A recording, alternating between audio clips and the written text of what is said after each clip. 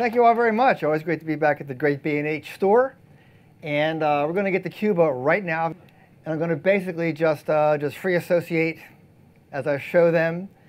And we'll touch on evolution, not revolution. It's evolving. It's evolving. And it is. From 2012 to 2015, my style has evolved as a photographer. And I've seen changes in Cuba from year to year. And I'll try to chronicle those for you and give you some useful information that will help you when you get there. I would suggest don't wait too long. Anyway, let's get going and ask questions afterwards, please. A couple quick websites. Now, if you don't write this down, just drop me an email. I'll send you a list of all these points, bullet points, websites, whatever. That's where you go. All good stuff. A lot of information about traveling to Cuba. Excellent website. It's not a country website. It's just very informational. Excellent. For those who want to bring back cigars, you can do that now. You bring back $100 worth, which if you like cigars, that's roughly 10 of them. So not cheap. And I'll send you all these links if you want them. And their currency they're going to be changing currencies from 2 currencies to 1. Right now they have the Cuban peso, which is pretty much 25. God, what is it? I forgot already. Yeah, do you know the pesos? The kooks. Right, kooks are $1 and 25. 20, I think it's 20 pesos. Right. So when you give them a kook, that's $20 to them in Cuba, which is a lot of money for them and not a whole lot to us. So spread the wealth, help them out a little bit. But they will be going to 1 currency pretty soon. That is the CUC, so you can catch up on that reading this article in TripAdvisor. And let's talk about first, I can see it over here. First things, get your currency exchanged immediately. At the hotel, I always have like 1 kook coins in my pocket. People are getting more savvy every year. Many of them expect to get paid for picture opportunities. But when you give them money, you can pose them. You can have them stand a certain place for you.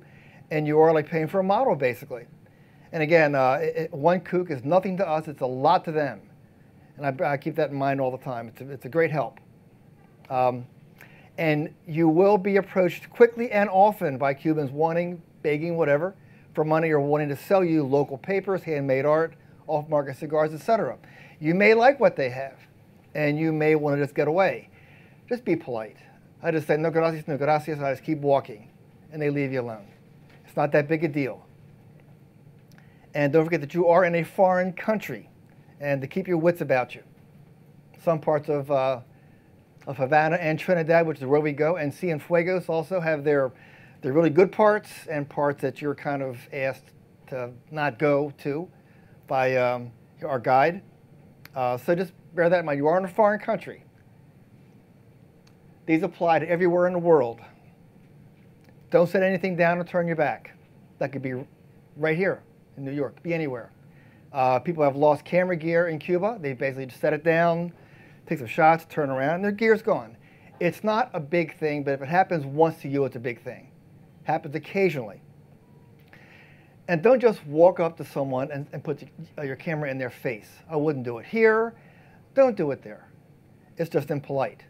You know, I mean, I always ask, as it says here, una foto por favor, and they'll say yes or they'll say no.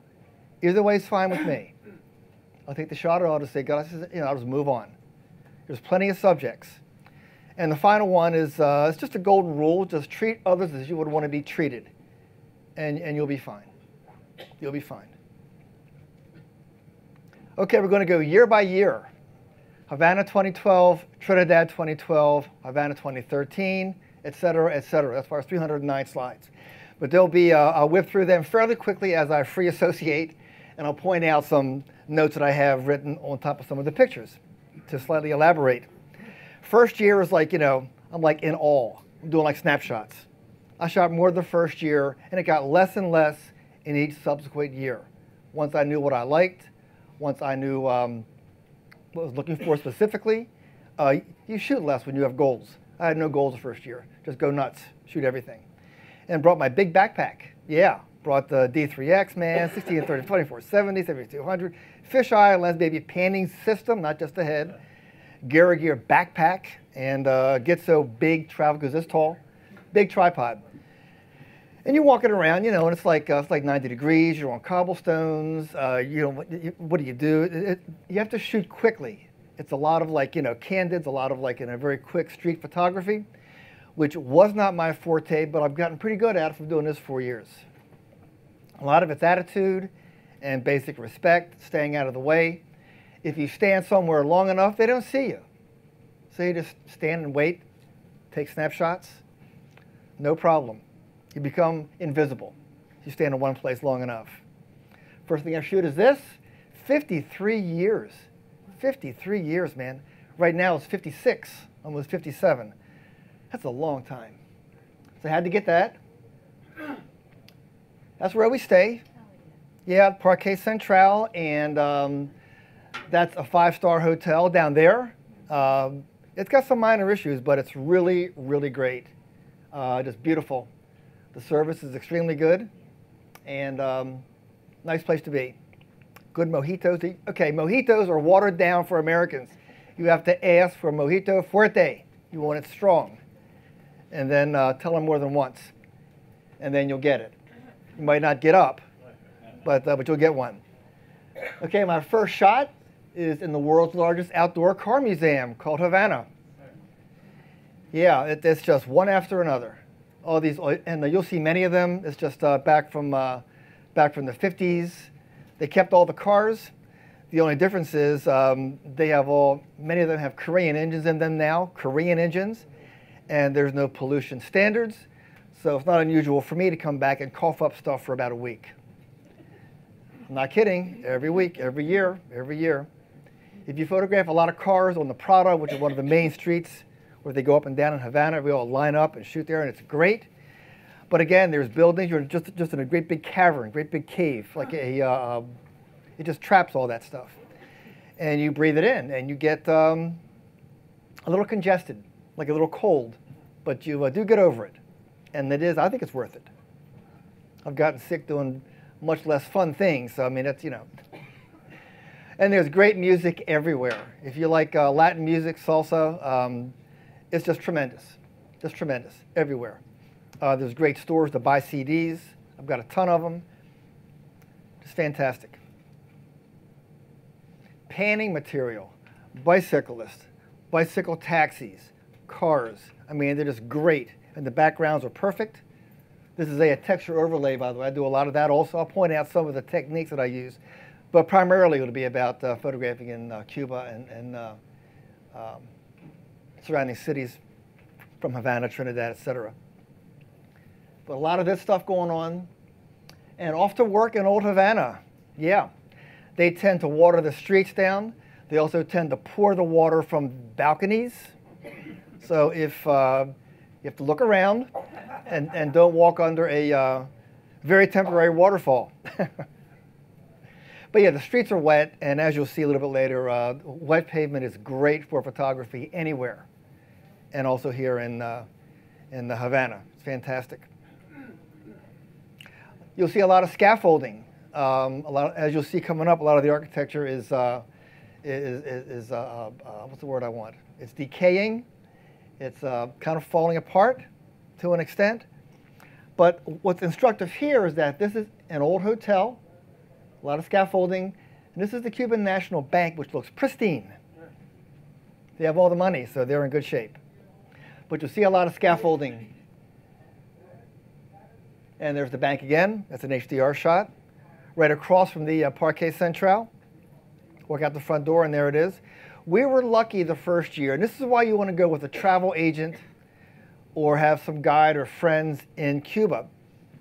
We actually got in to photograph the National Ballet in the National Theater, which is incredible. And look at the architecture is amazing. And we actually got in and shot the Cuban Ballet. Rehearsal. So it was fantastic. And yeah, really great experience. They were doing that while we were there, getting ready for a new production. And we sat in the front row with ISO set to around 10,000. That's what all these are, ISO 10,000 on a D3. The best high ISO camera ever made, in my opinion. Can't even see any grain. Again, the architecture is phenomenal. I can only imagine what it was like back in the 20s, 30s, 40s. Probably like the aroma of the Caribbean. Just fantastic architecture. Capitolio, Capitol, is 1 foot taller than our U.S. Capitol building. But they're not bitter. These are the jokes. I'll be here all week. It's okay. That's all right. That's all right.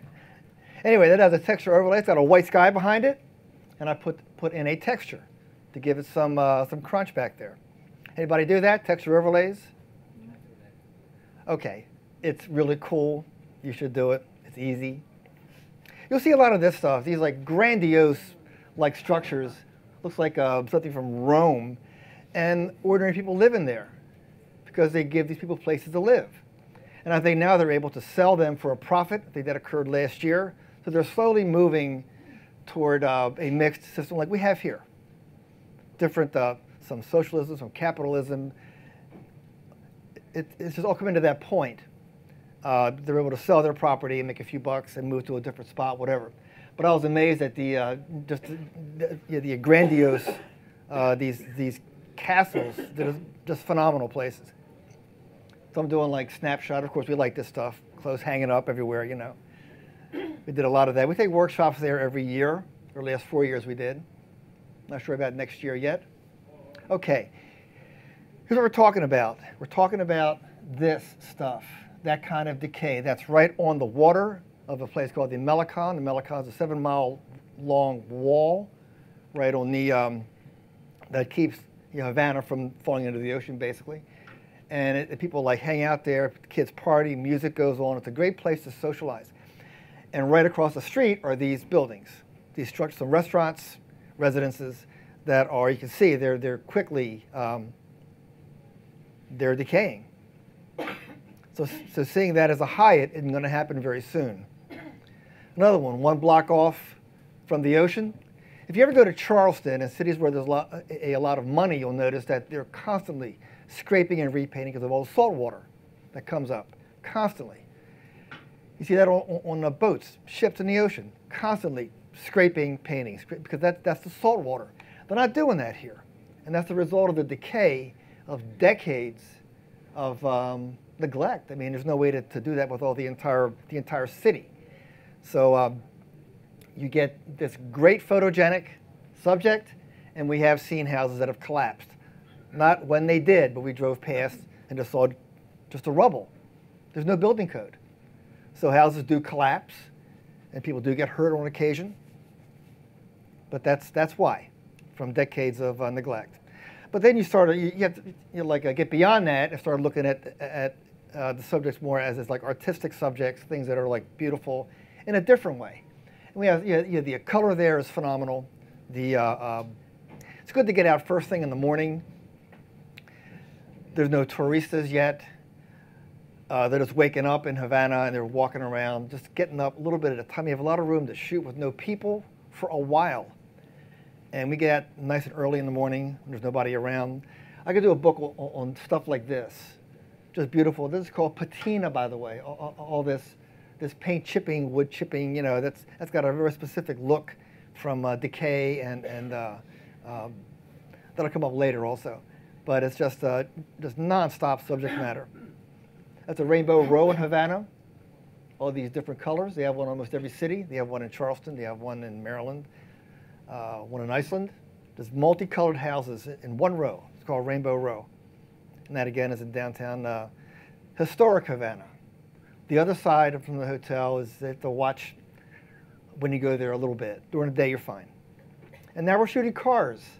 Yeah, that's kind of why I went there. I wanted to see the old cars, and we found one in a garage that was spectacular.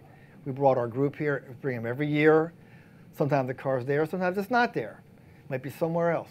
Who knows? But it's somewhere, and it's a great subject. This particular car, yeah, it's just sitting in a garage. No people. They let us in. We asked. Always ask permission, by the way, for everything. And we'll get into that a little bit more. And I wanted to paint the old cars. So I started doing that on this trip, and I got better each subsequent year.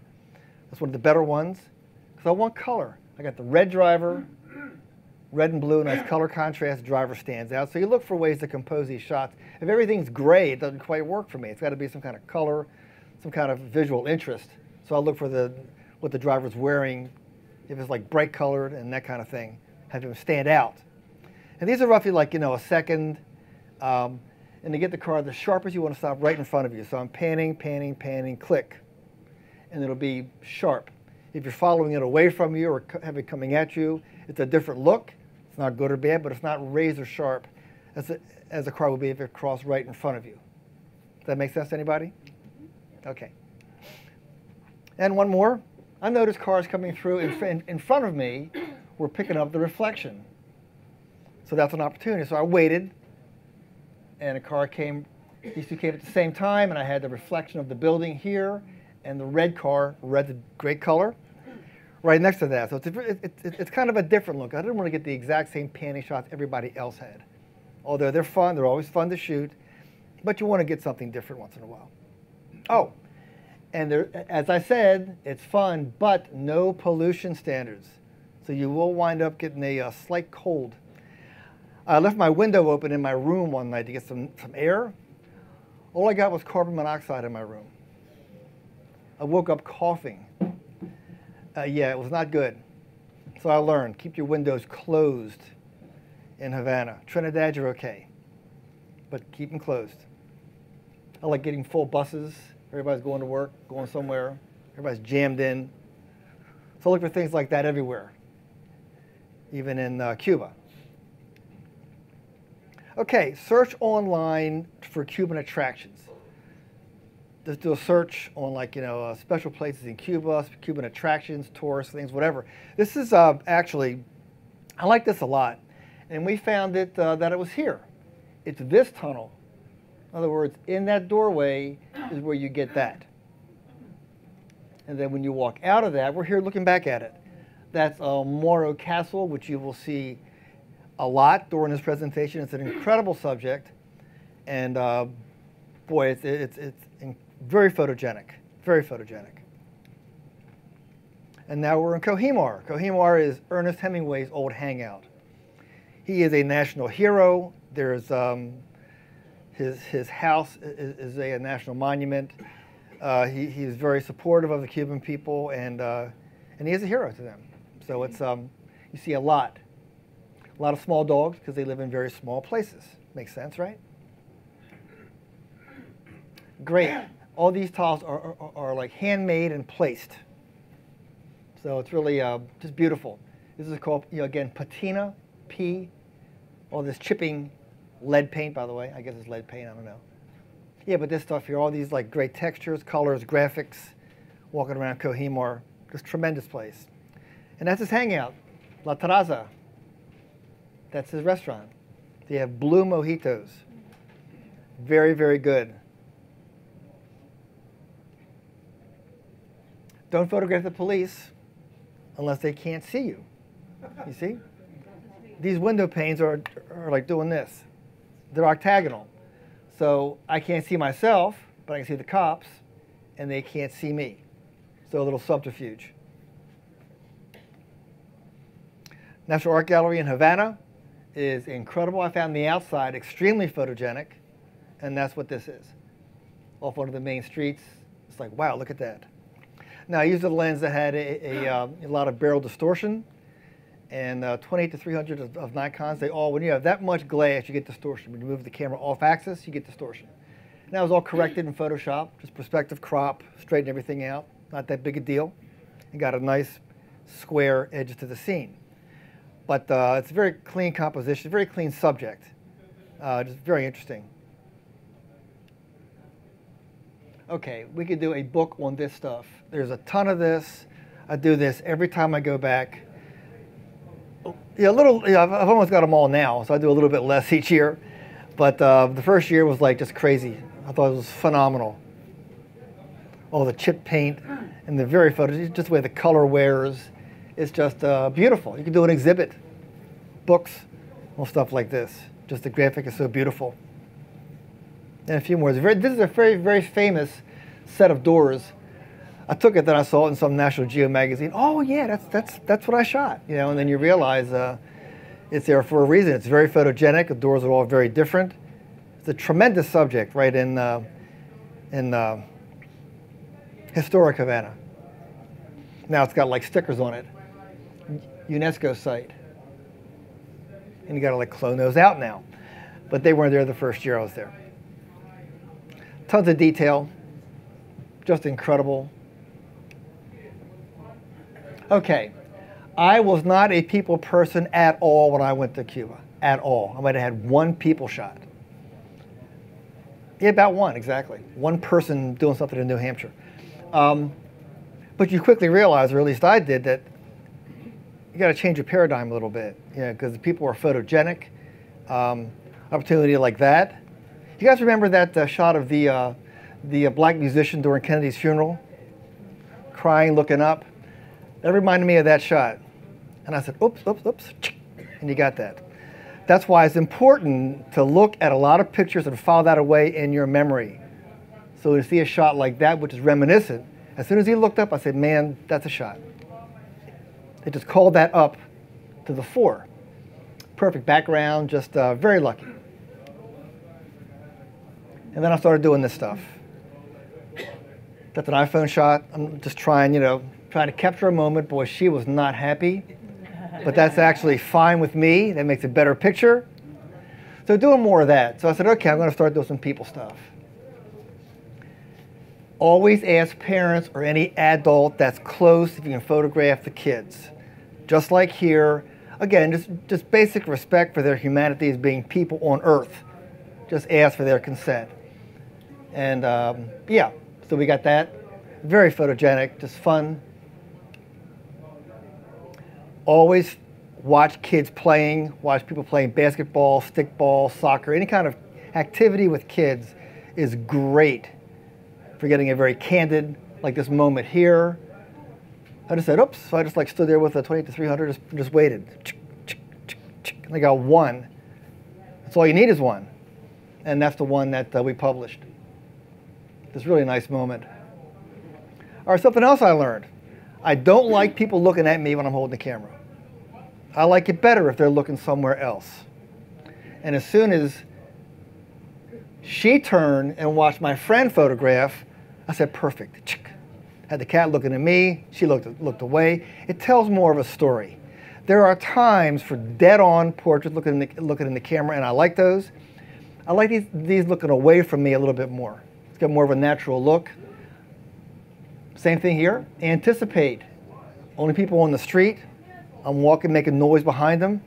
I said, man, that kid's going to look back. So I'm waiting, and got one shot. One shot. Kid looked back, turned around, kept walking. There's also a texture overlay. You can see it here. And a big white sky. Always have kooks. This guy was great. All I had was a 25 Cuban cents. And he would not let up on me, man. He just kept, it wasn't very nice. I apologized, so I learned my lesson. Always have kooks. Always have kooks. I repeat, always have kooks with you. Because you run out of them in a hurry, and shots like that wouldn't give the kid more money. Went back the next year, I couldn't find him. I wanted to give him money the following year, I couldn't find him.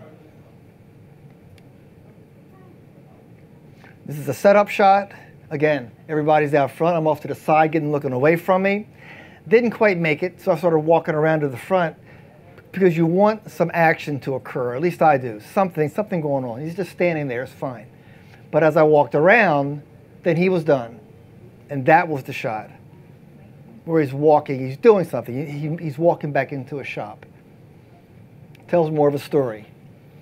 Shoe repairmen. They are an incredibly resourceful people, as you will see here in a second. There's an entire story as to why that is, which I'll go into briefly. You should read about it before you go, and we'll get to that. But they repair everything. They recycle everything. They don't throw anything away as a result of something called, we'll get to it in a second because it's important. Okay, just trying something different. The wedding shot didn't work. I said, you know what, man? What if I move the camera, just do a few multiple exposures? Get more of an abstract, like ghost wedding kind of a look. And then I thought of Cole Thompson's incredible The Ghost of Auschwitz. You guys familiar with that? Cole Thompson, The Ghosts of Auschwitz. required, required. And I had that look in my head, and that was the look. You know, Cole Thompson, The Ghosts of Auschwitz. Phenomenal. And if you had a panning head, it may come in handy. Right in old old Havana, there's a very small hub, and all these streets go way off on all four directions. And I'm right in the middle, doing like a 360, straight across. That's what you get. Panning stuff in Cuba is good. Okay, we're in Trinidad, the same huge, huge gear set. I'm like tired already, but I'm shooting everything. Get out of the bus, and I have this. Cobblestones with like anything that's wet, that can reflect something in bright sun, I'm there. If there's a shot, I'll find it, because this is one of my favorite subjects. Some of the Cuban architecture, cobblestone, very beautiful warm light. That's my kind of shot, so I did a bunch of those. And then started seeing a more cinematographic type of look, where the guy's walking his bike, he's got like a propane tank, has a sense of like, you know, a timeless kind of a look. So you start thinking differently in these locations. Okay, beautiful patina, result of oxidation, age, weather, etc. It's really good in Havana. It's really excellent in Trinidad. And they painted over a lot of that. They just had their 500th anniversary as a city. And they don't do that. They painted over everything. So we lost a lot of that, but not all of it. But again, I could do this all day. You don't see that here. It's just unbelievable the way that this stuff just has this color and a beautiful visual resonance to it, you know. And a few of these, just, yeah, it blows your mind. You just can't. Plus, it's, you know, it's open to interpretation. Did it look like that in real life? No, it didn't. I don't care what it looks like. I want to make it what I want it to look like. Little contrast, little saturation, little sharpening. It made it look like I wanted it to look. That's what you do. It's your picture. You got a few of these, just incredible color palette. Just beautiful, look at that. Yeah, it just cracks me up now. And there's 3 of them. It's just nonstop, you know. But you can't just do this. I mean, you could, but you want to do more. Okay, anybody know what this is? Cubanos? Yes, Defensa del Socialismo. Yeah, this is the Committee for the Defense of the Revolution. Zone 28, that's where the neighbors kind of watch each other. If someone thinks you're like, you know, that you might have a gun or that you're dealing drugs or that something, yeah, they'll kind of turn you in. It brings us something else. Yeah, yeah. It smacks of something else, like back in the 40s. Okay, Che Guevara, he's everywhere, even on our headlights. So imagine the police car shining that on you. It's like, okay, you got me. People here call, in the States, his name is Che Guevara. Over there, it's Che Guevara. Okay, I admit it. My name is Tonito, and I'm a bikeaholic. I love photographing bikes against these old walls. I just love it. You know, it's something that I've always aspired to. I just like that look a lot. You can do a lot with it. And I have an entire like section of the last 4 years of this kind of stuff. I mean, they're very different. Again, you could do an exhibit of this type of work, just these, you know. Okay, first pose portrait. She stopped me in my tracks. I mean, it's like, wow. Look at the light on her, and look at the look in her face. I don't know anybody in the States with that look. Do you? No. There's some kind of like, yeah, this peaceful contentment, something that I don't know. I mean, look at the look in her face. You know, she's just sitting there, you know, and just has this absolute contentment, just warm, very beautiful, you know. And I just said, por favor. She said, sure. Looked at me and smiled, you know, and I took a few shots and gave her a few bucks. I made her take it, you know. They don't always take it. If you offer them money, you offer. You don't shove it in their hand. If they say no, then it's no. Everybody's different. But that was my first pose shot, and boy, it's beautiful, just beautiful. Okay, Mr. Fix-It. They have little tables they set up along Trinidad, I'm sure Havana somewhere, but they don't throw away lighters like we do. They refill everything. You saw the shoe guy, they repair everything, you know. And I think that's an offshoot of this. Anybody ever hear of that, the special period? Anybody not hear of it? Anyone not hear of it, please? Yeah, okay, probably more. Basically, you can read this, but when the Soviets pulled out overnight, just think of your life right now, and everything you know was gone tomorrow. I mean everything. TV, car, gas, food, doctors, dentists, everything. Gone tomorrow. That's what happened when the Soviets pulled out. And that's the reason why these guys are so incredibly resourceful. Because they had to be. No way around it. So they had roughly 10 years, something like 10 years of that. Yeah, it's unbelievable. But this is required. If you're going to go, that's required. You have to know where that stuff comes from. If you go there, that is required reading. Read about it. Unbelievable. Okay, then I put the tripod like on a tripod, camera on a tripod, and I'm waiting for things to happen. Find a nice background, got a tripod set up, try different exposures. I'm just trying different things. I want to capture the color, some movement, something like that. So started doing that the first year. Doing more candids. Of course, that's kind of a semi-candid. He's kind of looking at me out of the corner of his eye. But I wanted more, so I'm standing back with a much longer lens, 200 millimeter, and I'm like back, just grabbing candid shots that I think are interesting. Now again, I got a tripod, I'm like set up. If you're somewhere long enough, you just become invisible. These guys were adamant for a while, and I just stood around, waved at them, you know, smoked a cigar, you know, and they just forgot I was there, and then I grabbed a few shots. Don't force yourself on people. She caught me, though. Looked right at me, boom, oh, I'm sorry, you know. I wanted a shot like this. I wanted a silhouette, one of my shots that I look for, because you can see through these entire, like, these abodes. Goes back to a open area back here. And I want to get, I like getting silhouettes in there. That's one of the things that I look for. And we got one. I said, great. Waited for her to separate so she wasn't touching anything, and got one shot. Just one. Backs of people. Why not? Everybody's walking around. It's just beautiful.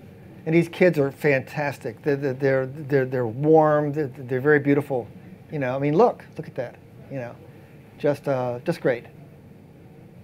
So my camera, I'm walking around like this almost, just trying to grab things that happen spontaneously. Like here, he's not looking. He doesn't even know that I'm there. So I'm kind of doing a quick little. That is a rabbit. You'll see more of that. You'll see more of that coming up. Yes, might be the same one. But I want to capture a mood. This guy caught me, and again, we have one looking away and one looking at me. I like that particular that kind of activity with group people, where one's looking at me, one's looking away. It gives more diversity to tells more of a story, and that's a rabbit. That's a puppy? Is that a puppy? Puppy. Okay, I get my, sorry, I'm species, whatever it is. Anyway. Challenged. Thank you, challenge. Yes, exactly. Yeah, and find them one of these roads in Trinidad with, like, you know, with no people. It's kind of rare, but not in, like, morning. That's kind of early morning, which means maybe like 9 o'clock, you know. And nobody's out there, and this one guy's walking down, so it's a nice feel to the image. One person, very pristine, beautiful line in the background. Have a lot of chances to juxtapose new, it's a mountain bike, and old. Always fun to juxtapose opposites, in this case, young and old, or old and new. And the same thing here. Relatively new, and absolutely old. So we're telling a story here. Love that car. That person moved, and so did his car. We couldn't find it in year 2, so that was gone. These things come and they go. Every year we see things change. Every year, things move around. But that's a great car. It's fantastic. One of our great Sunset streets. The sun kind of streams down this street. You get these real long shadows, very warm light. That's a specific street that we go to in Trinidad. Can't think of what it's called, I'm sorry. But it's the best sunset street to photograph in Trinidad because it lasts forever. Sun goes down right at the end of the street, right down into a hole. So it lights up that entire road like a floodlight until the sun goes down. It's just tremendous. And shooting some patina, which has now been painted over because of the 500-year anniversary. Yes, it's gone. Another fantastic color palette's gone. I think it's purple and yellow now. I'm not kidding. And the graphic stuff, that's freshly painted. Just beautiful graphic, very clean, very simple. Now, they're not in prison, obviously, but they want to have air coming through their homes, and they want a sense of security. And that's one way to get that. They also have little doors that fly open. You'll see that coming up to let fresh air in. Hey, what's up? Yeah, very nice lady. First thing in the morning, came out to get her first breath of air and saw us pointing cameras at her. Said, hey, you know. Very nice. One of our musician friends in Trinidad. The colorful walls there make for great portrait backgrounds. I mean, it's that simple. Put a person in front of that. I mean, it could be blue, green, that kind of like off gold. Just great backgrounds. I think this guy has moved on to meet his maker, but he was around for a while. And it's a tremendous subject. If you know the work of, okay, don't tell me, I'll think of it later. Oh man, I'll get to it. But this guy's very much photographed. Oh, sorry, go back. He's in a lot of people's works. Richard Martin from Canada has a lot with this guy. Tremendous work. Okay, this has a story. I'm a lover of beauty. So I'm standing around, I see this beautiful Cuban girl walk by. Yeah, so I'm watching her, and I go like, and then I look at this guy. He's going like, yeah, I caught you. I said, don't move, want a photo? He said, yeah, I want photos, good. But that's, yeah, he caught me looking. And the great tower in Trinidad, great perspective lines, very graphic. And again, going out early or late. This is probably, that's sunset. So nobody's around. And we find a nice open path and shoot, framing that inside of these strong diagonal lines here. Catching a moment. Got to have the camera ready to shoot. It's like, oh, got one shot. And then she got her friends. Said, hey, come on out. And then they're watching my client's photograph. And I'm off to the side, getting the side angle, not looking at me, looking at them. Because that's what I've learned, you know, that I like. Have them not looking at me directly most of the time. And great panning, nice background, old gentleman, cowboy hat, about half a second, just following him, you know. And it's not sharp at all. It doesn't need to be sharp. It's sharp enough. You know, my criterion for an image as far as sharpness goes, it's sharp enough. It's sharp enough.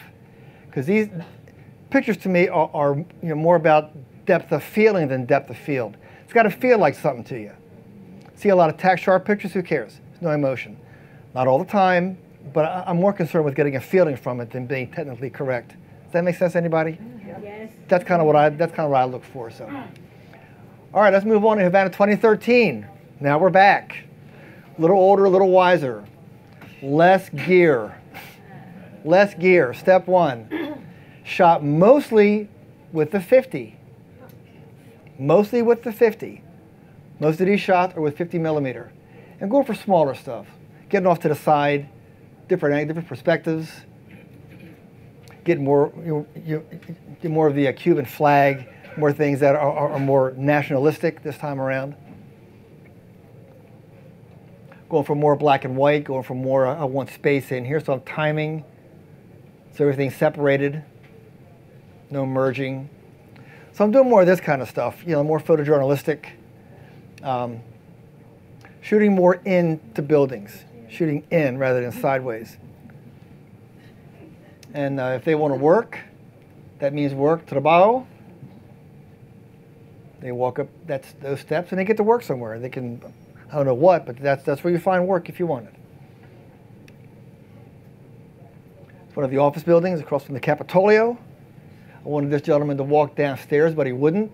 I wanted to get a nice ghosting shot of him walking at about a half a second, but he wouldn't move. So I said, okay. So I took this. Another moment, I saw him start to stop. I said, okay, something's going to happen here. It may not have, but I thought that it would, and I was lucky. I had this shot visualized from, like even when I thought of going there. Just an old gentleman walking down an old Havana, tells a story, and wish the cars were older, but nothing's perfect. But that's in old Havana. Single gentleman, just very, almost iconic to me. My favorite car, this is probably the most kept up, really red car that I've seen in Havana. It's like it's shining all the time. Guy keeps immaculate care of it, and I just shoot it every year because I think it's just great. A little more of a quote-unquote grunge kind of a look, a little desaturated, a little at the edge of over-sharpening to get more of a different feel from that. That's got a feeling to it, same basic feeling, very different based on processing. Getting better at panning from the first year, keep practicing. But again, notice the car is right in front of me. So I'm panning, and following through. And if you're at about a 15th, 8th of a second, you get a nice soft background, and then you have enough detail for this to work. Okay, don't set anything down. This is the Cologne Cemetery. 2.5 million above ground graves. They all look the same. I left my camera bag and kind of walked away with the Cuban who wanted to show me something. So I'm going like 30 minutes, and I'm thinking, okay, man, did I bring a bag? Yeah. And I'm sure you all know this feeling. I just lost my stomach. It's like, oh no, I just bought the stuff. Sue's going to like kill me, So I just start like running amok, just running. And somehow my radar took me to my bag. I said, oh my God, there it is. But half an hour wide, I had no idea where it was. None. Do not set anything down. I did learn my lesson. Oh, the bike, a little different environment, yeah. Look at the pedals. They're actually wood blocks. They're wood blocks. This kind of grunge stuff is all over the place. Fantastic detail, just beautiful. All right, that's an over-the-top, like, maxed out black and white, because I wanted that look. And then the real shot with a couple of kids is that. That's how it looks in real life, with the color and a couple of kids up there. But look at that staircase. Isn't that amazing? Kind of walk up. I love spiral staircases anyway. And more of the same, finding some people, nice little tic-tac-toe grid with one couple up in there, one of the apartment buildings. Look straight up. Bunch of buildings all together with a big hole up top. So I said, sure. Did a 7-shot HDR, which brought all the detail in the clouds, and then managed everything else going on down here. And a few more of these. They're very different. Looks like West Berlin. It does. It's amazing. In black and white, they have an entirely different character when you go to black and white. This gentleman lives there. I'm going to do a series of these next time, just all the same angle, same basic background, just all different cars. I want like about 50 of them. And I'll just run them in a real quick movie. And here's our taxi stand. These are our taxi stand. They are taxi cabs. They'll run you around. They'll actually take you. One of the great things to do in Havana is to rent one of these taxis for a couple of hours and just drive around. Just see everything. It's really a nice trip. Doesn't cost that much. You get 3 or 4 people, Cienfuegos, to be honest, probably one of the most aggressive places for tourists. I mean, yeah, like you're still on the bus and you're waiting outside for you to get out. So we kind of put the kibosh on going there, that specific place, but that's the great theater in Cienfuegos. Some of the boat clubs in Cienfuegos where we have lunch now, and they're fantastic. But in downtown, a little too aggressive for us, you know. But that theater is historic, and it's extremely, look at it, that's the ceiling. Again, shooting straight up. And we're at Kohimar, that's the famous castle in Kohimar. Nice place. That's probably one of my favorite cities that we go to. It's just idyllic. It's fantastic.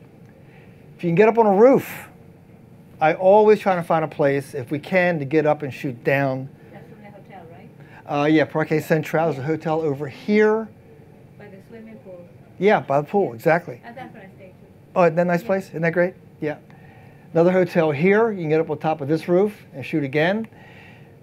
First thing we ask is where can we get up high to look down on stuff? Because it's a great perspective, and not everyone does that. And again, just go out at dawn and dusk when these are on. The lights are really just a great addition of color, and it gives you more of a sense of, like, you know, more visual interest, you know.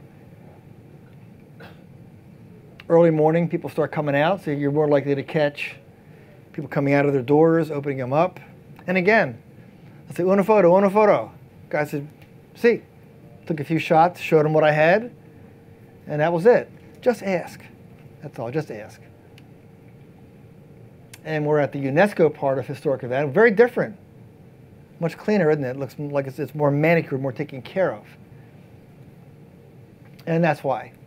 It's a major site. And now we go to Trinidad. Again, a little lighter. We kind of go from Havana. There's a lot of places to go, but the biggest bang for the buck that I feel, as far as like shooting time, shooting quality, is in Havana and in Trinidad. And we may spend more time in Trinidad next time, because Trinidad is like ridiculous, you know, just incredible. But now we're in Trinidad for a year or two. And again, off to the side, trying some different things, a little smaller perspectives. Now I want to get one person. I'm people shopping. I want to get people on almost everything.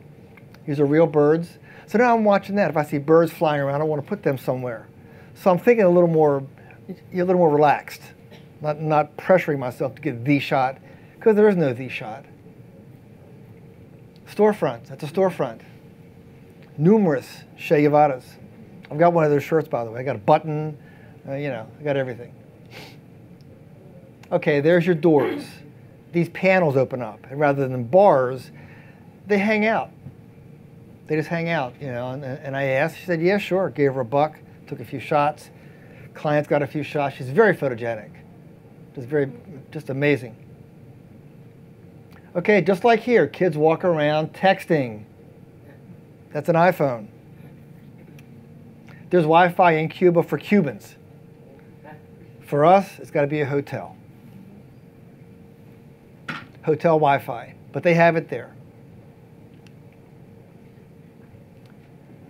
If you go there more than once, this is what we do. The pictures you take, you bring back when you come back the subsequent year, following year.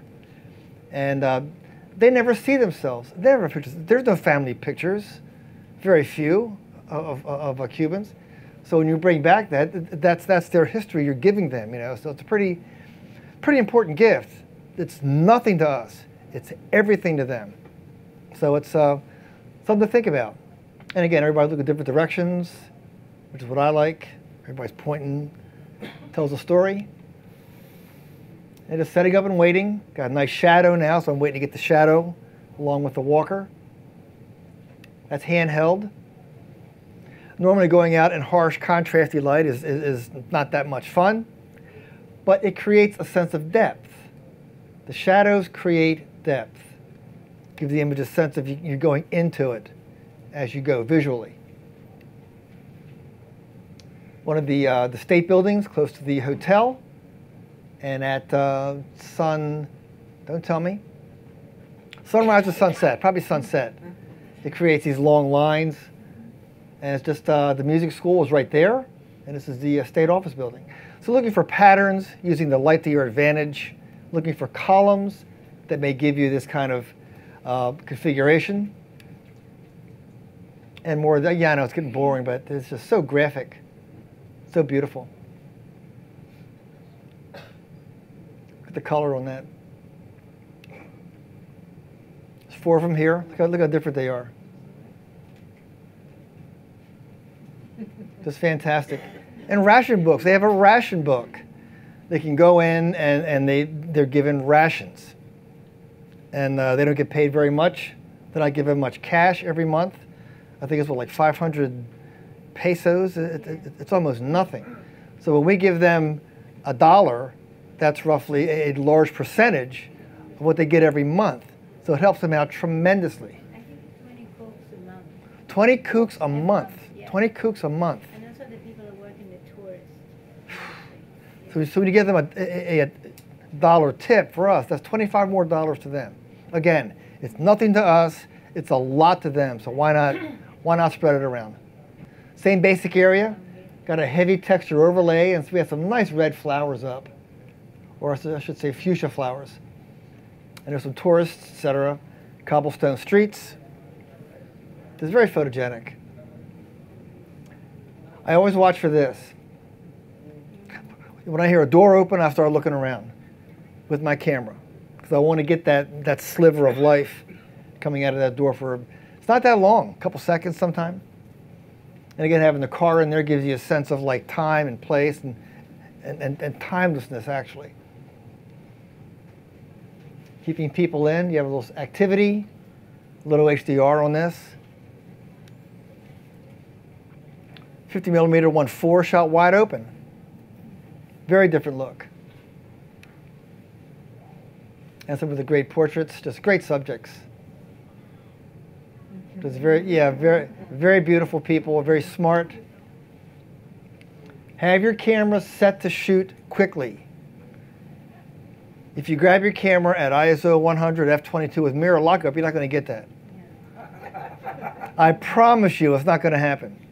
So set the camera. You might want to use program. Program's not a bad word to me. It's actually pretty good in a lot of cameras. You know, aperture priority. Just have it set, do a few practice shots, check your exposure, and then have it ready to shoot. Autofocus isn't bad. Grab your subject right away. Because if I waited 2 seconds, he'd be gone. So again, being prepared with your camera ready to shoot is critical.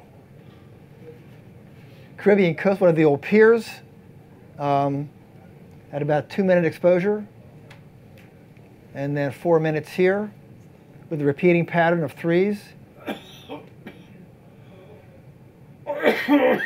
That's why I moved from side to side.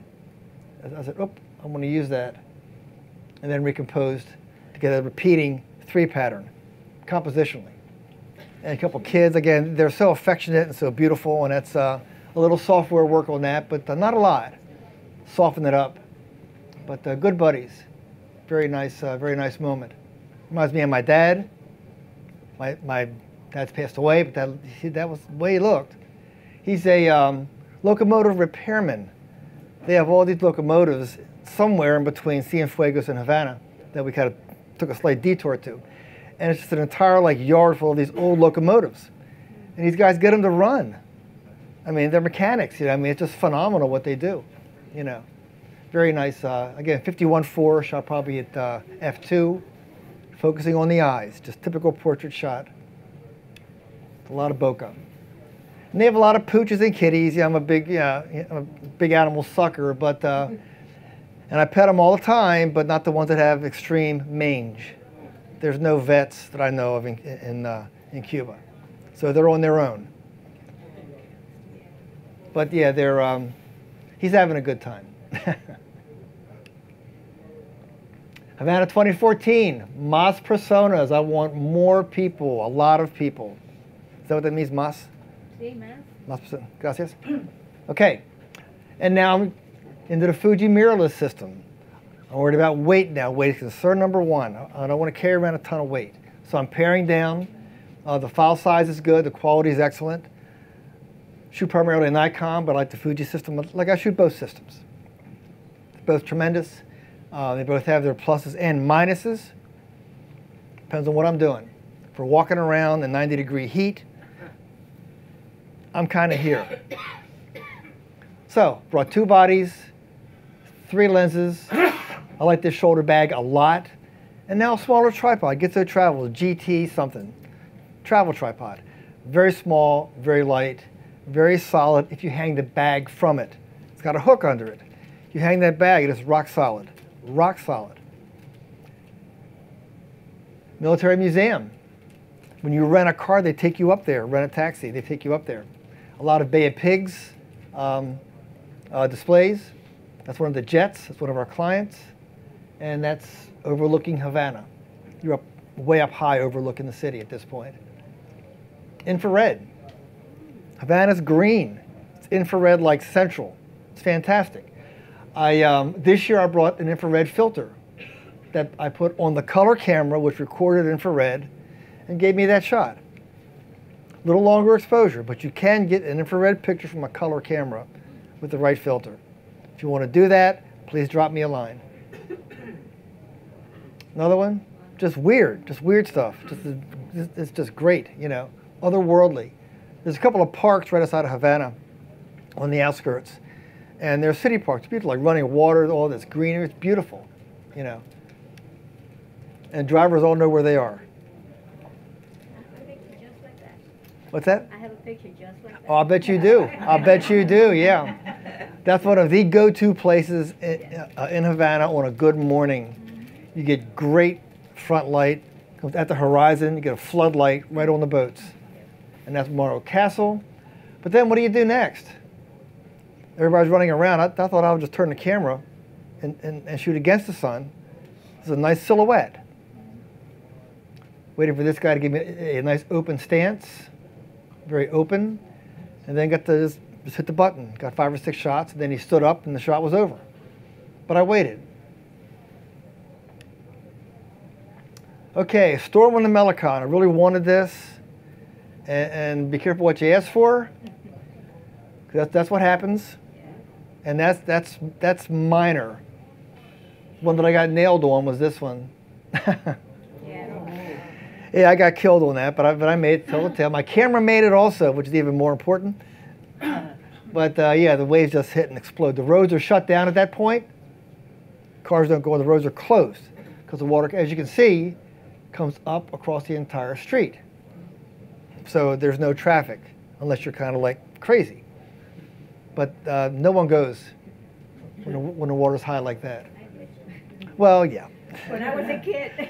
Well, that was, you made it. You made it. Anyway, yeah, wet surfaces, long exposures again, about 30 seconds. I might have had a variable ND filter to slow the exposure down. Get a long enough exposure to get these traffic trails. And again, the wet pavement, I mean, that's like hitting a gold mine to me. It just changes the entire feel of the city when it's wet like this. Just incredible. Just incredible, yeah. Heavy rain, man. It really rains there. I mean, it really rains. It's incredible. UNESCO Heritage Park, I wanted 2 people in here, so I waited. And then dropped on a very heavy texture and brushed it out. I brushed and masked it out of here. I like texturing a lot. I think it's one way to make your work unique. Might want to consider it. Back to our guy again, but now we have people. I said, don't move, just please stay there. And they stayed there. I got some people involved in that. I just wanted more life in this series of pictures. I wanted more mammals in the pictures. So the dog kind of stepped out. Oh, thank you. Took one shot, and that was it. I mean, look at the look. This contemplative, serene, peaceful.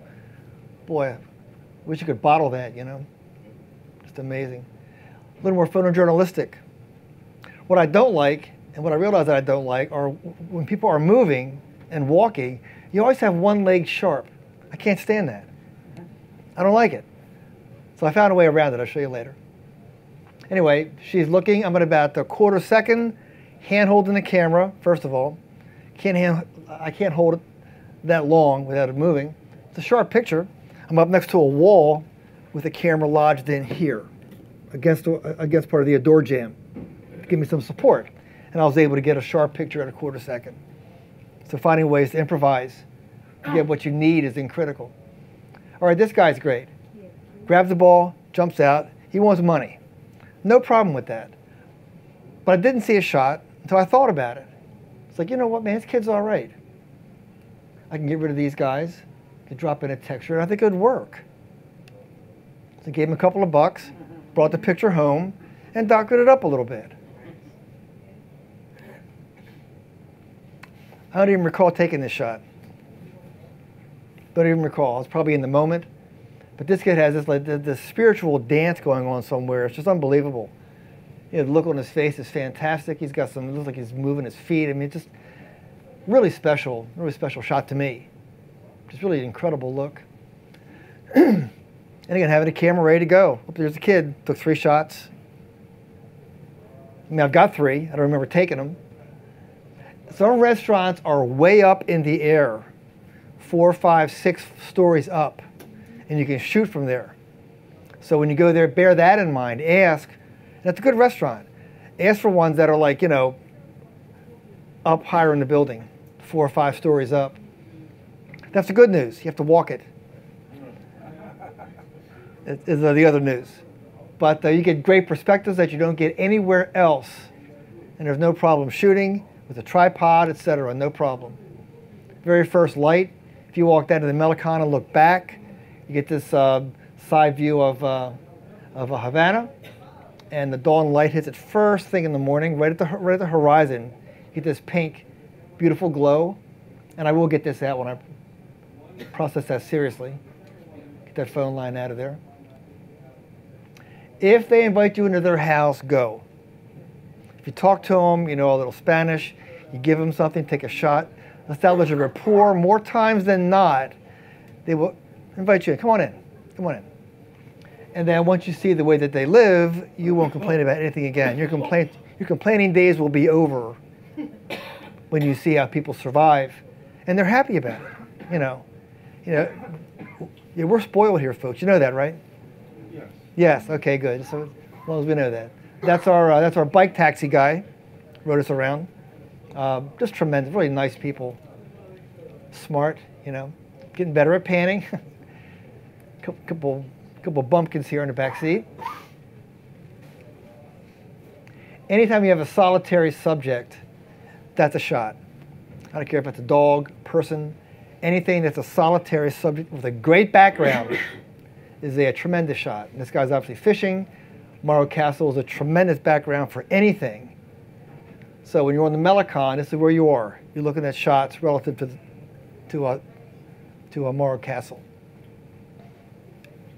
It's a tremendous place. A glimpse into the future. There are currently, I think this is true, pretty sure it's true. For the last 2 years, they've been digging out the harbor because the boats with more displacement are going to be coming in, which means ours. Bigger cruise ships. And they're moving the harbor to a different city, the working harbor, and making Havana geared up for U.S. cruise ships. So go quickly. Well, it doesn't matter, because if you're out there like 6 in the morning, they're not tendered in yet. They tender in around 8 or 9. So you're still good. It gets crowded during the day, that's all. Okay, walk and photograph in small, the word is small groups. Small groups. Yeah, that's our group. And I thought the shot was actually where I was, not where they were. So I got all of them shooting. I don't even know what they're shooting, but it's a fun shot. Again, don't set your bag down. This is one of the great, that's a church at the Cologne Cemetery. Just beautiful architecture. And again, 2.5 million above ground graves. Don't set anything down.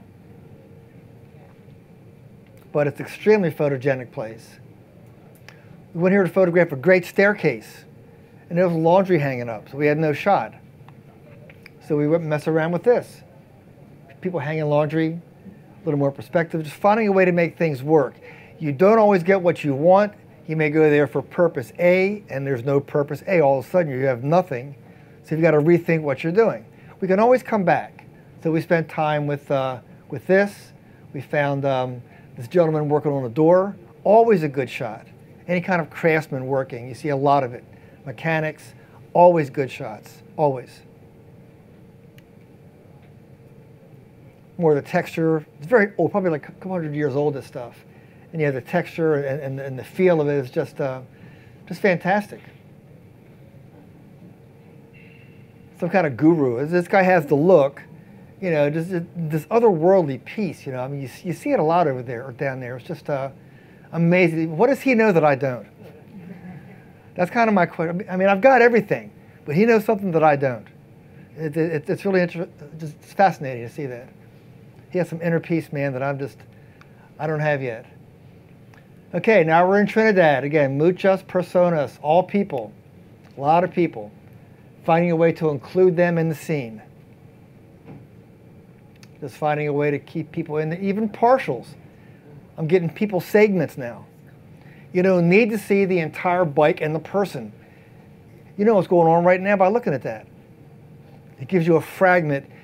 It's a little bit of mystery, that's all. Just creating a different field of the image, but not showing everything all the time. And then I'm waiting for people to walk through the frame. Waiting for the right dress.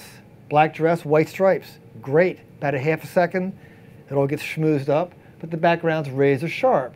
So you have this great sense of depth with the moving people in front of a really solid background.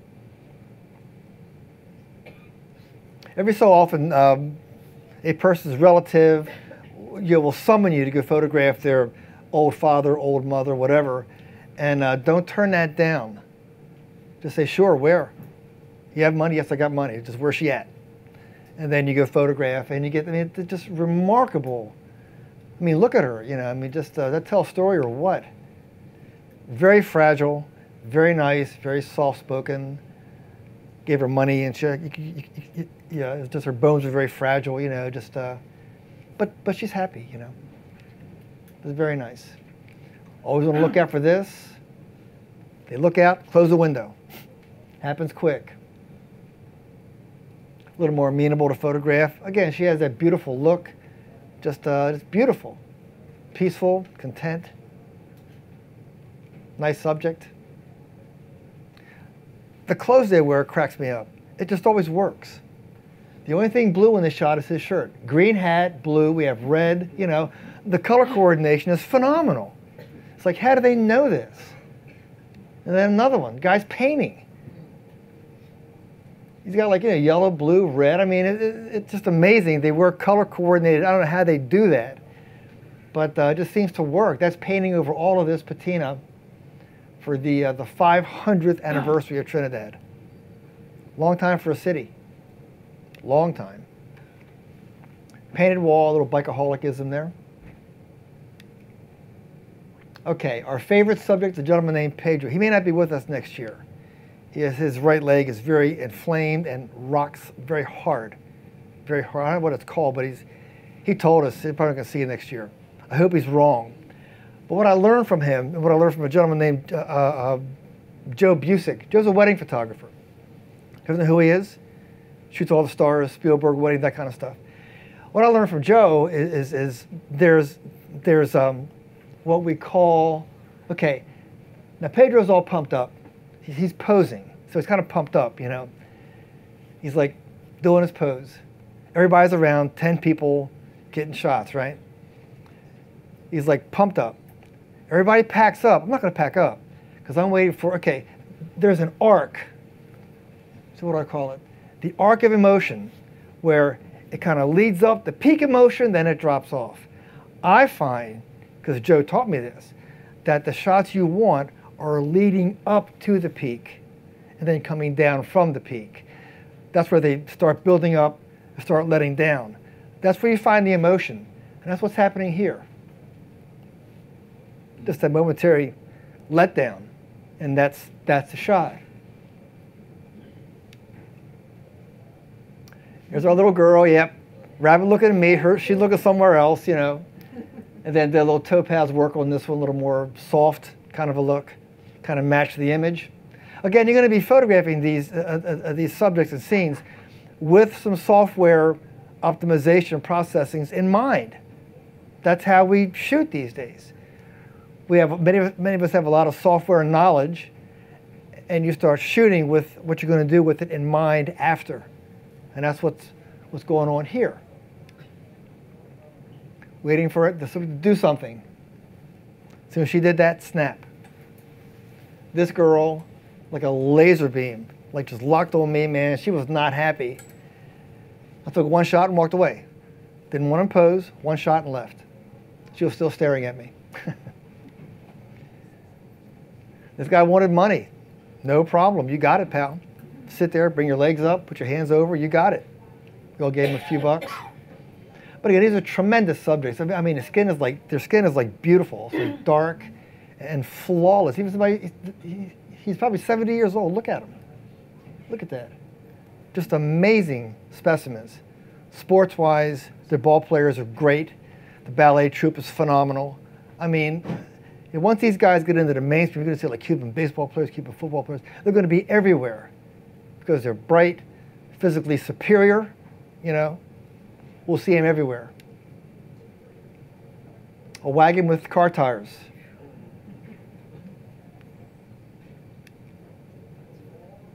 Quick shot. I would never do this ordinarily, but I'm walking around. Oh, biker. Got the shot. It's chopped off. I don't care. That's what I had to do to get that. But the important thing is I got it. And I got him looking away from me, which is what I look for again. I love this shot. And then this person popped out. I know. A few more of these things. I shoot a set every time I go. I mean, they're all different. Yeah. She's got it too, you know. I mean, it's just hard to avoid. Look at the color, and it's just phenomenal. And it changes every year. It changes every year. And again, you could do a book. This is actually processed single image HDR. Like really pushed up to get kind of a super real kind of effect. One of our favorite spots. Okay, this was shot with a software maneuver in mind. I say that's a pretty good shot, but I'm going to go home and make it more painterly if I can. So I think topaz impression was used on that, get more of a what I call a non-representational photograph, where it looks like something else rather than a photograph. Excuse me. Where did you take that one? Would you miss it? Very good. Hold that thought, sir. That's a very good question. Where did I take that? That's somewhere where we had 20 minutes to shoot. We would never have gotten there without our guide. Mm-hmm. So it is who you know, and we gave them a good chunk of change. The reason it's so limited is because there's some kind of military base right over here. And that's why nobody could get it. We got in twice.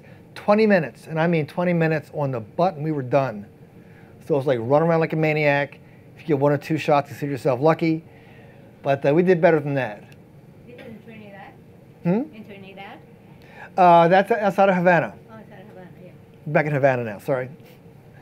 And then, okay, like leading a subject. I see her walking over here, and I'm seeing the boats here. I'm saying, okay. And I'm getting ready. So when she walks into the frame, I shoot her right in between those boats. Like I'm ready to go. She's just got to walk into my frame where I want her. I take one shot. One shot's all I got. Just a really cute kid. Got a person here, got a person here. That again is where those boats are. You know, right outside of that. Infrared filter on a color camera. That's my room with a view. Not too bad, right, in Trinidad? They have these music festivals that go on for about 24 hours, and the walls are shaking when you're on that side of the hotel. On the lee side, the other side, you can't hear anything. So I changed rooms this year, all of us did, and it was fine. But it goes on for a while. It's extremely loud. Okay, these kind of scenes, you want to catch what they're doing, you know? So we have like, it's too much. There's all of our clientele. But what's the real subject? The real subject's in here. This is the subject. So why not shoot your subject? You got to figure out what you want to photograph, what has your attention. This one where my attention was, it was here. So you zoom in to isolate and simplify the subject. Key phrase, isolate and simplify. That's the ball game. And now we're, okay, they set up chessboards. It's fantastic for kids. There's a huge park area right outside of the hotel. And you see them back here. And they have chess contests, you know. These kids are great. I watch them. They're like, what are they doing? They're moving like one move a second, all of them. It's just amazing how smart they are. Oh, these guys have obviously posed for other people. They just came out and did that. I'm thinking, boy, there's something going on there, you know. So I gave them some bucks, but they were great. Now we're in Kohimar. Little word of warning coming up. These guys are great. Gave them some money. Gave them some baseball cards, by the way. Bring other things. Bring skin softener, baseball hats for the guys. They'd rather have things than money a lot of times, you know. And more of this stuff from Kohimar. Just incredible tiling. We'll see more of that from the artist who creates that stuff. I got a gentleman named Fuster. I bought one of his great pieces. And 7-image HDR at the end of Kohimar. And the last year. We are at Havana 2015, visualization. I'm about to carry more gear now. I have 3 camera bodies, a bunch of lenses. All of those weigh less than a D800 and a 70 to 200 millimeter zoom, which is very heavy. This stuff is much lighter, much smaller, easier to carry in this shoulder bag. So. And again, a small tripod. So we're in Havana, getting the big sunrise at the harbor, all silhouettes, doing more of that stuff. Smaller scenes, getting tighter, because I've been there enough. I want to compose different shots now. Have a diagonal line going through the frame. Una foto, por favor. Sí. Big smile, you know, it was great. And again, shooting up, getting a very different perspective. All the laundry. This is a one shot. You can actually bring in so much detail in Lightroom. It's not HDR. This is a single shot that brought all of this in by decreasing highlights, bringing out shadows in Lightroom. First thing I do. Highlights down, shadows up, open everything up. It kind of makes HDR, I wouldn't say passe, but not as necessary as before. There's ways, the camera's dynamic range, the software's ability to bring out shadows and details and the control highlights is pretty incredible these days. Just incredible. One of the great doors, look at that. Just huge, huge door. And again, I'm doing more stuff like this, getting the backs of people, going into places, non-traditional portraiture. Yeah, just hanging out with his crayons. Isn't that great? I don't know what he's thinking about, but he sure is content. Another sweetheart, shot with the 56-1.2, which is an 85-1.4 in Nikon land, basically. The Fuji 56 is basically an 85, very fast lens. New, brought to you new this year in Havana. People on stilts, and they were good. So another something to keep in mind for next year. Okay, from the roof of an old observatory. This is what Havana looks like. That's why you will not see any kind of Hyatts going up in the middle of that area for a while. For a while. You might find it on the outskirts, but not in Havana for a while. The amount of decay is startling when you see it. It's everywhere. Buildings are cracked, big fissures going through it's like you wait for them, for them to fall down. Some of them do, most of them don't right now, but they'll build their Hyatts somewhere else, some other city. Little kitty cat hanging out, again looking away from me. This guy was hammered. He just singing loud. I said, great. Everybody's waving at him. Out all night, but he wouldn't close the window, so we shot him. And then he went away, and we got lower. Look at the perspective difference in composition. This is actually at my height. The next one is down on the ground. Much more dramatic. Don't think that getting down lower doesn't matter. It matters a lot. It matters a lot in the drama, in the perspective, just the way it feels. Where you stand, where you place your camera is critical to what you're emoting, what you're showing people emotionally in your image. Another great little line of cars, pardon me, in Old Havana. Went to a boxing school. Oh, excuse me. And spent time there. Hard to photograph. I got 2 or 3 shots that I liked. It was difficult, but it's a challenge. I like challenges. So we shot this guy, or I shot this guy. Most of them had those like protective helmets on. These guys didn't, so this worked for me. A little more authentic. Just contemplating, God knows what, just taking it easy. Next morning, went out at pre-dawn. I'm going out earlier and earlier now because I want to get out there when it's dark and get as much artificial light as I can. Very moody light, open stairway, and you follow the eye right down the road there. But then I thought, you know what? If you go to the other side, which is here, and shoot back, there's a real nice, this area, one more time, is here. Okay? So, having the white balance set to daylight mixes all your light sources.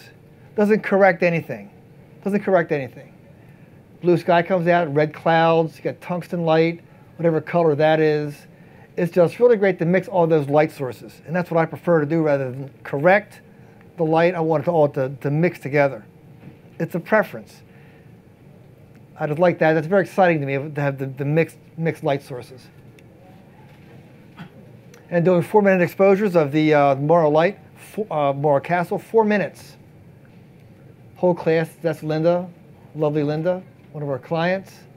And we're all along the wall doing long exposures of a really nice morning on the Melicon. And always do both formats if you can, horizontal and vertical. Mr. Fuster. This guy's actually tiled up his entire neighborhood. He makes the tiles, he cuts them, he colors them, and his entire, I can't even show you, it's like a castle of this stuff. It's like everywhere. His entire neighborhood, the entire several streets, all the houses are all like this. The gates are all tiled. Really unusual place. Really a nice guy. I bought one of his pieces. He makes every single tile, every one.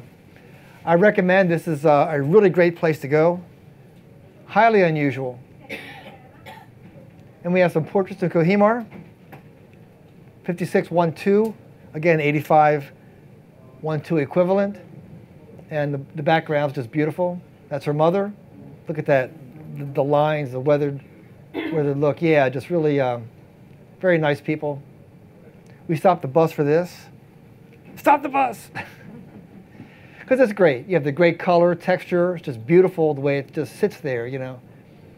You have red, blue, turquoise, yellow. It's got all the colors. Just fantastic subject. Some parts of Havana where we like to go, where we'll show you our very famous staircase here in a second. And all the guides know where it is. Where's the famous staircase? They'll know where it is. They tell you just go from the bus up to the 2nd floor, out, and to the bus. No walking, no wandering around. When they tell you that, do what they tell you. Tell you for a reason. That's right outside the bus. I thought it was kind of a nice shot. These guys hanging out. New York, 04. And that's our staircase. It's in National Geo. I've seen it. They filmed the movie there, I believe. There's a restaurant up these steps. It's a restaurant. This is also a 3-image stitch pan, shooting verticals. 1, 2, 3. To extend the canvas to get a longer look. But that's a highly photogenic staircase. Went to the last time, there was laundry strung. Couldn't do it. So we went back, and we got what we wanted. Anybody see Vertigo? Look familiar? Yeah. That's one of the towers outside of, I forget what city it is. But you walk to the bell tower, very top, and you walk down, and I'm shooting infrared here, and this person walked down the staircase. And I thought of vertigo, and took the shot, right? I mean, that's what it was.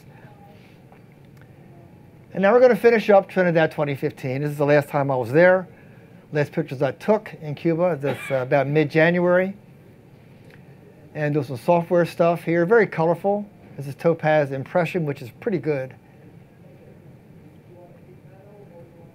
Cleaning up, this is actually late afternoon, sweeping up. These are all doorways. Looks like just alternating patterns. That's how you solve the leg problem. You just cut it off. You don't need it. You don't need it. You don't need it. It's people moving. Camera's on a tripod. I'm doing a quarter second, half second, about a quarter second probably. And letting them walk. Just shooting about a quarter second. And we solved it here. In Photoshop, you will go into that. That's actually sharp. Went into Photoshop, selected it, went into motion blur, did a very little bit, and that gave it more of a sense of movement. That's how you really solve that rather than cutting it off. But I like the color palette, yellow, blue, red, all these colors, just fantastic. The color palettes in Trinidad are just unbelievable. This is the Cultural Arts Center. It's an entire other city. You're walking down these cobblestone roads, and then there's the art center. You walk into it, and it's like, it's this huge atrium of like, stages and these weird buildings that are uncharacteristic anywhere else in Cuba that I've seen. Looks like the dorms at the MIT, right, doesn't it? A little bit, you guys ever see that? Yeah. Yeah, exactly. And then getting more of the graphic, more of the geometry, the squares, the rectangles, all these angles. By shooting straight on, then we're working our scene. We shoot wide and then just get honing more and more, tighter and tighter. That's the stage, that's the wings of the stage. It's all concrete. And again, our favorite street in the morning, and then did a more vintage, like that was shot back in 58, 59. And family portraits. I'll bring them pictures next year. If I go back next year, we're still 50-50 on that. But again, if you go back more than once, bring pictures. Get them developed at like Kmart somewhere. They don't need to be like high quality. Just give them a snapshot. It's very important to them. Yeah, more of the same. Very, very warm people, just tremendous. They'll make little wooden seats for their kids. See that? So the kids can sit there. And they can drive them around, on a bike. It's fantastic. This shot's okay. The one that I like better, and again, if you have a zoom lens, don't keep it at one spot. Zoom in and out. This is what I asked Una Photo. She said, "See," I said, "Great." Took a shot, and then when she looked down again, this is the peak moment. The one that I like is the one on the decline when she lets down. That's got more emotion to me. When she isn't posing anymore, she's like sitting there. It's like, yeah, that's the shot that I like. Although the kid's still staring at me, which is fine too. Okay, a few more of these, sorry. It's just extremely colorful, extremely beautiful. Look at the graphics. It just blows your eyes away. It's just amazing how incredible that is. Okay, third time shooting the Committee for the Defense of the Revolution. I wanted more of a Big Brother kind of a look, Big Brother kind of a feeling. So I went to this huge sign with Big Brother on it, basically. And Jose Marti is a hero of the revolution in Cuba, very famous. There's statues of him by the old soccer stadium that you see. But I wanted more of a story. So I got this guy overlooking these old gentlemen. One's just kind of creeping in here. It kind of pulls your eye. It tells you more of what this is about. People coming around corners, trying to hide, kind of get out of the picture, A couple shots of really great streets in Trinidad. Little software intervention here. Okay, again, we're not stalking anybody, but we're seeing, okay, the light's on, and he's walking up that street. So I'm kind of walking next to him, and then I'll start hanging back when I see a composition, set the tripod up, and I wait. And he walks right into under the light, and I take my shot. He didn't know I was there. But again, try to pre-visualize, look at the scene, watch things unfold. If someone's walking by, if they're a good subject, watch where they're going to walk to, and try to anticipate the shot. It isn't that difficult. Baltimore Ravens, that's our musician friend in Cuba. It's una photo, sí, no problemo. And got the great, I mean, look at the look he's got. He's just like very peaceful, very nice guy, very good musician, very nice guy. And a few portraits, and just a tremendous subject. Notice these are nothing in there, and then we put light in here with software on that shot. What's that called again? Conchachada. That is, that's a great drink. You ever had that? No. Oh yeah, great drink. Great drink. Better than mojitos, much better. That's nothing better. Yes, there is. Yes, there is. Anyway. Okay, cobblestones, exclamation point. When you walk from a sidewalk onto a cobblestone street, it's an uneven surface. And I fractured my foot. Oh. By not following my own advice. I'm walking on the sidewalk. Oh, look at that. I went down like a shot, little hairline fracture. I'm okay now. But I'm thinking, man, you know, are you kidding me? I went down like a shot, man. Boom. So anyway, watch out for cobblestones. Every year, people fall on those things. Every year. Can't sue anybody. Just hold your camera up and hope you aren't too damaged. That's kind of the way you do that. And again, we're mixing colors, getting the red into the blue a little bit and the yellow into the green, just positioning it so all the colors kind of blend and overlap to get the greatest color impact. Late in the evening, early dusk, real shiny, just beautiful car, beautiful. Again, we're in Trinidad. Yeah, that's my guy. Tremendous. She was fantastic. She was like, you know, smiling and then just settled into this pose, just settled like into that look. I said, wow. Got one shot, she went back in. Yeah, just really, yeah, look at the gun. Yeah. Yeah, and that's pretty much the ball game. That's dusk. That light is put in with software. Final thoughts.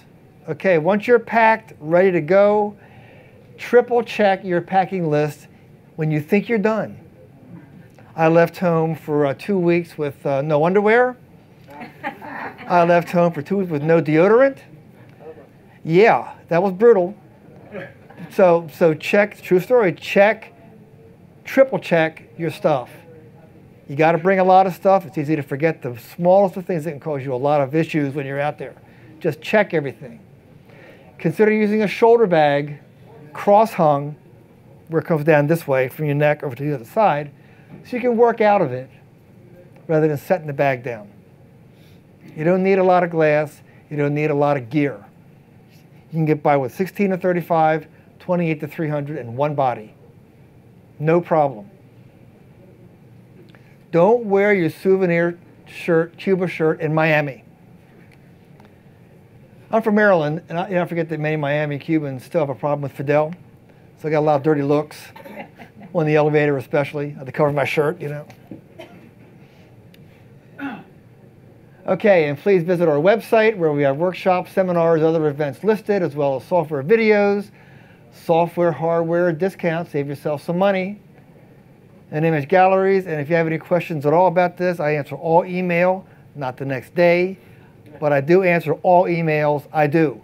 And if you have a question, please drop me a line. And muchas gracias. My email is tony@tonysweet.com.